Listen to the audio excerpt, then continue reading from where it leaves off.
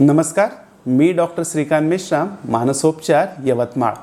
आज आपण दारू आणि त्यापासून होणारे त्याचे दुष्परिणाम आणि त्यापासून निघण्यासाठी आपण काय प्रयत्न केले पाहिजे यावर चर्चा करणार आहोत। दारू आज व्यसन राहिलं नाही, आज ते सोशल स्टेटस झालेलं आहे। दारूची सुरुवात बरेचदा हे बिअरपासून होते, परंतु हा तुमच्या तोंडाला लागलेला एकच प्याला तुम्हाला आयुष्याच्या कुठल्या टोकावर नेऊन ठेवेल याचा काही नेम नाही। याची सुरुवात बरेचदा आनंदात होते। आज परीक्षेत पास झालो म्हणून एकच घोट घेऊया, माझा प्रेमविवाह झाला, लग्न ठरलं, किंवा एखाद्या वेळेस परीक्षेत नापास झालो, प्रेम भंग झाला, अशा छोट्या छोट्या कारणास्तव याची सुरुवात होते। बरेच वेळा मित्र फोर्स करतात, तुम्हाला आमची कंपनी पाहिजे असेल, तुम्हाला दारू घेतलंच पाहिजे, किंवा सोशल स्टेटस झालेला आहे, कुठल्या पार्टीत गेलो तर कुणाला नाही म्हणता येत नाही म्हणून या दारूची सुरुवात होते। ती सुरुवात होते एका साध्या बिअरपासून, परंतु ते हळूहळू तुम्हाला त्याची सवय लागत जाते आणि तुम्हाला हार्ड ड्रिंक जसं की विस्की, रम इथपर्यंत घेऊन जाते।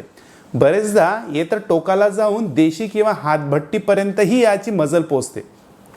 मग हे वाढती दारू तुमच्या शरीराला दुष्परिणाम करते।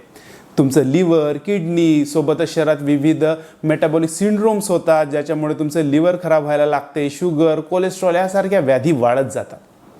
बरेच वेळा लोकांना डायबिटीज व्हायला लागतो, वजन वाढायला लागतो, पचनक्रिया मंदावत जाते, हे शारीरिक नुकसान व्हायला लागतो। आपलं सामाजिक जे प्रतिष्ठा आहे तेही हळूहळू कमी व्हायला लागते।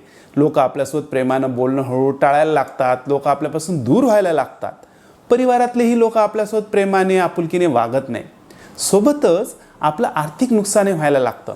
रोजची 100-200 रुपयाची दारू ही वर्षाकाठी तुम्हाला 2-3 लाखापर्यंत नुकसान करते, परंतु याची जाणीव होत नाही आणि हळूहळू या व्यसनाचं तुमचं सामाजिक, शारीरिक, आर्थिक नुकसान होते। म्हणून या व्यसनापासून दूर राहणं खूप महत्त्वाचं आहे। जेव्हा याची सुरुवात होते तेव्हा याला रोखणं खूप महत्त्वाचं आहे, परंतु याच्या उपचाराबद्दल बऱ्याच नातेवाईकांना, रुग्णाला बराचसा गैरसमज आहे, म्हणून लोक काय करतात, याचे उपचार करत नाही। आमच्याकडे येणारा बरेच रुग्णवर्ग हे म्हणतो की सर, दारू जर आम्ही अचानक सोडली तर आमचं मरण येऊ शकते, आमचा मृत्यू होऊ शकतो, आम्हाला हालचाल करणं कठीण जाते, आम्हाला झोप लागत नाही, थरकाप व्हायला लागतो, घबराट व्हायला लागते आणि जर उपचार केले तर मृत्यूसुद्धा येऊ शकतो। असे बऱ्याच लोकांच्या मनात याच्याबद्दलचे गैरसमज असतात, परंतु दारू सोडणं हे खूप सोपं आहे, फक्त त्याबद्दलची जाणीव आणि माहिती असणं महत्त्वाचं आहे। जेव्हा दारूचं व्यसन लागते, आम्ही रुग्णांना काही औषधी देतो, त्याला अँटी क्रेविंग ड्रग्स म्हणतात। म्हणजे ह्या औषधी जेव्हा पोटात जातात तेव्हा दारूचं व्यसन किंवा इच्छा हळूहळू कमी होत जाते।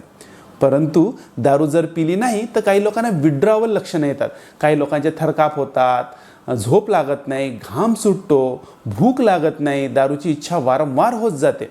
तेव्हा हे विड्रॉवलचे लक्षणं रोखण्यासाठीही काही औषधी आहेत, ज्यामुळे हे विड्रॉवलचे लक्षणं दिसत नाही आणि दारू सोडणं हे सोयीचं होत जाते। बरेच वेळा असं असतं की औषधी पोटात गेल्यानंतर दारूची इच्छा कमी होते। आमच्याकडे तर काही रुग्ण आहेत, ते असे सांगतात, सर आम्ही मित्रांसोबत जेव्हा दारू प्यायला बसतो तरीही दारूची इच्छा आता होत नाही। म्हणून ह्या औषध उपचार खूप सेफ आहे, परंतु या औषधांचा गैरसमज लोकांमध्ये आहे। ज्या मेडिकलमधून औषधी घेऊन आपल्या रुग्णांना चारतात त्यांचा जीवालाही धोका होऊ शकतो, म्हणून कुठल्याही औषधी ह्या डॉक्टरांच्या सल्ल्याशिवायच घेतल्या पाहिजे। बरेच वेळा दारू सोडल्यानंतर लोकांना स्वतःचे आम्ही अनुभव शेअर करायला लावतो। यामुळे काय होतं की दारूपासून निघालेला व्यक्ती त्याची आत्मकथा ज्यावेळेस सांगतो, की त्याचा अनुभव सांगतो की मला दारूमुळे होणारे दुष्परिणाम, दारू सोडताना होणारा त्रास आणि त्यानंतरचं माझं सुखद आयुष्य, हा जेव्हा अनुभव दुसरा रुग्ण ऐकतो त्यालाही दारू सोडण्याला प्रवृत्त भेटतो। अशा प्रकारे दारू सोडवण्यासाठी काही औषधी उपचार आहे, समुपदेशन उपचार आहेत, किंवा हे जे दुसरं म्हटलं मी त्याला कॉग्निटिव्ह रिस्ट्रक्चरिंग, जेव्हा एखाद्या गोष्टीचा आपण निगेटिव्ह वेने विचार करतो, जेव्हा अपयश आलं, जेव्हा आपल्या आयुष्यात जे होणाऱ्या गोष्टी ते होत नाही, अशा वेळेस आपण जे निगेटिव्ह विचार करतो आणि त्या निगेटिव्ह विचार ओव्हरकम करण्यासाठी व्यसनाचा प्रयोग करतो, त्यावेळेस आम्ही हे निगेटिव्ह विचार पॉझिटिव्ह विचारमध्ये कसे रूपांतरित करावे हेही रुग्णांना शिकवतो। त्यामुळे त्यांची दारूची इच्छा हळूहळू कमी होत जाते। चला तर मग आपण सर्व प्रयत्न करूया आणि ह्या दारूच्या व्यसनापासून दूर राहण्यासाठी नक्कीच आपण यातून बाहेर निघण्याचा प्रयत्न करूया। धन्यवाद।